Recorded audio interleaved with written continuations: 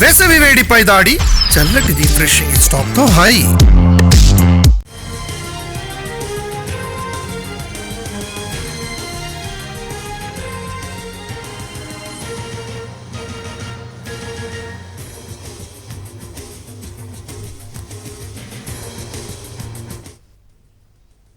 కాంగ్రెస్ ప్రభుత్వం దిక్కుతోచని స్థితిలో ఉందన్నారు బీఆర్ఎస్ వర్కింగ్ ప్రెసిడెంట్ కేటీఆర్. సమస్యల్ని గాలికి వదిలేసి తమకు నోటీసులు ఇస్తున్నారని విమర్శించారు.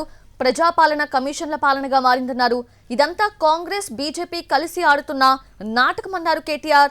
చట్టాలపై తమకు నమ్మకం ఉందన్నారు కేటీఆర్.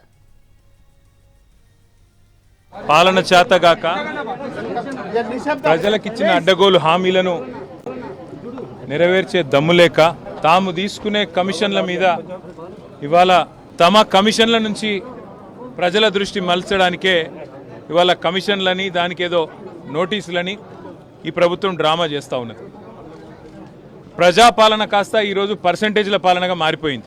పాలన చేతగాక ప్రజలకిచ్చిన అడ్డగోలు హామీలను నెరవేర్చే దమ్ములేక తాము తీసుకునే కమిషన్ల మీద ఇవాళ తమ కమిషన్ల నుంచి ప్రజల దృష్టి మలచడానికే ఇవాళ కమిషన్లని దానికేదో నోటీసులని ఈ ప్రభుత్వం డ్రామా చేస్తూ ఉన్నది. ప్రజాపాలన కాస్త ఈరోజు పర్సంటేజ్ల పాలనగా మారిపోయింది. పాలన